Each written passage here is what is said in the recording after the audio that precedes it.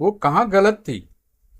एक पल में ही प्रिया जान गई कि जरूर मोहित को लेकर काम्या के दिल में उथल पुथल चल रही होगी।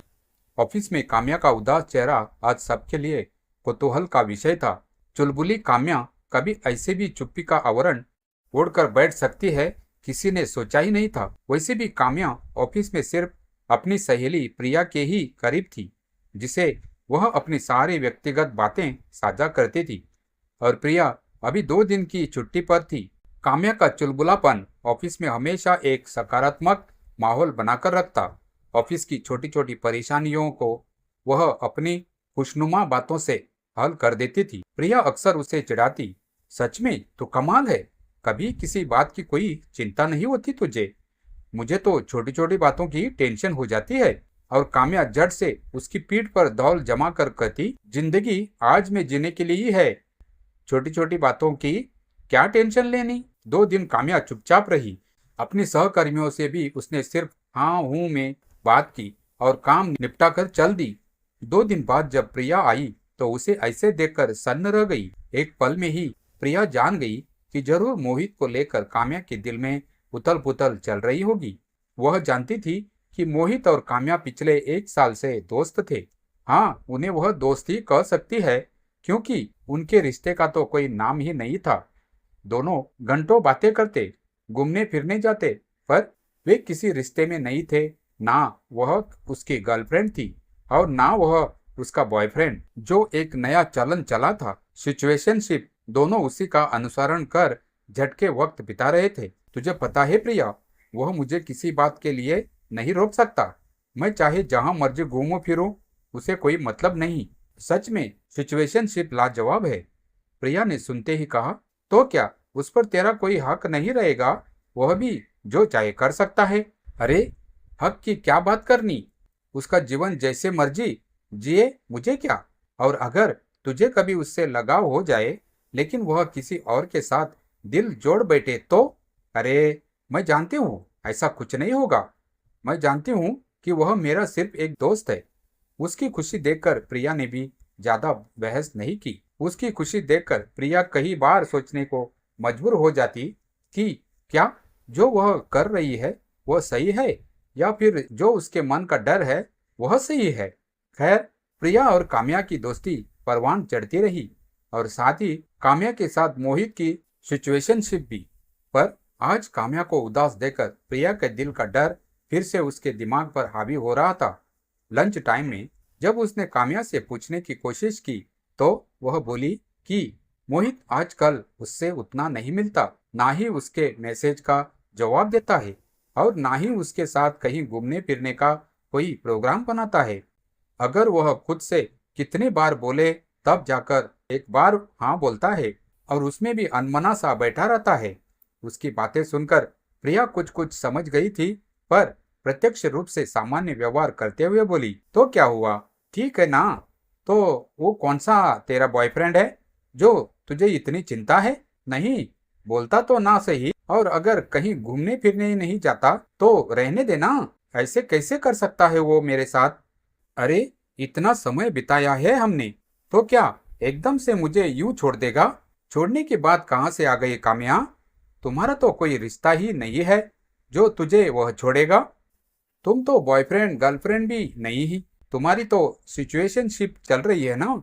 तो अब उसकी सिचुएशन अलग होगी, शायद उसे कोई और दोस्त मिल गया हो, या फिर उसका कई और रिलेशन बन गया हो और वह तुम्हारे साथ अपने सिचुएशनशिप को जारी नहीं रखना चाहता। यही तो सिचुएशनशिप का अर्थ होता है ना। प्रिया के बोलने से काम्या ने कुछ पल के लिए मौन साध लिया, पर उसकी आंखें बहुत कुछ कह रही थी। उसकी आंखों से साफ जाहिर था कि वह मोहित के साथ दोस्ती से आगे बढ़ चुकी है। पर इस बात को वह कैसे बताए, क्योंकि यही तो सिचुएशनशिप की पहली शर्त होती है कि उन दोनों में आपस में कोई रिश्ता नहीं रहेगा। पर अब अपने मन का क्या करे, कैसे संभाले अपनी भावनाओं को, कैसे समझाए खुद को कि मोहित अगर अब से मिलना नहीं चाहता तो वह उससे पूछने का हक नहीं रखती। ऑफिस के बाद प्रिया काम्या को अपने घर ले आई और काम्या के घर पर फोन कर बोल दिया कि आज वह उसके साथ ही रहेगी। रात को काम्या को काफी समझाकर प्रिया ने उसे सुला दिया, पर खुद प्रिया की आंखों से नींद गायब थी। वह सोच रही थी कि अभी कुछ दिन लगेंगे काम्या को खुद को संभालने में।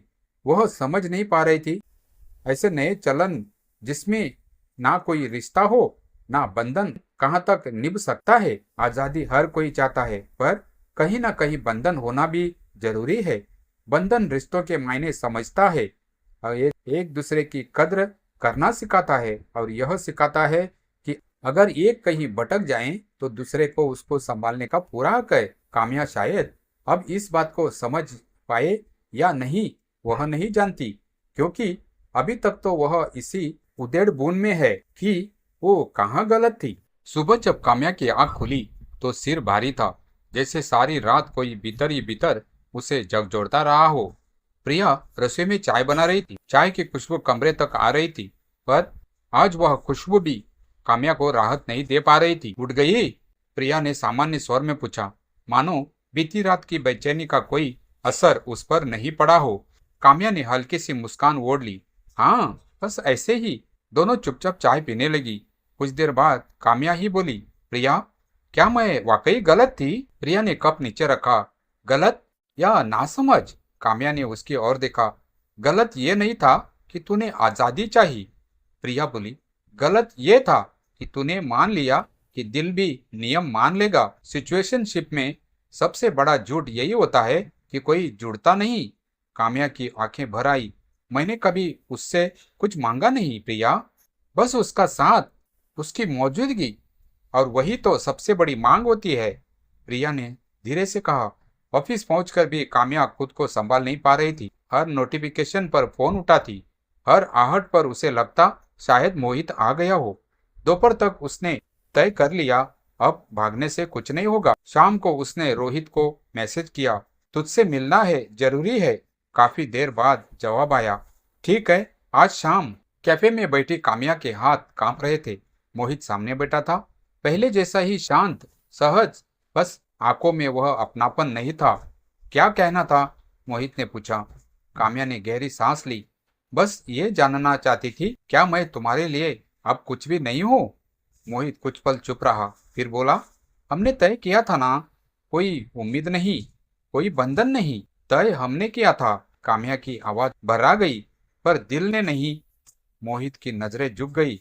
मुझे किसी और से लगाव हो गया है, ने सच कह दिया। वो शब्द किसी चाकू की तरह नहीं लगे, बल्कि धीरे धीरे जहर बनकर काम्या के भीतर उतर गए। पर अजीब बात यह थी कि अब वह टूट नहीं रही थी।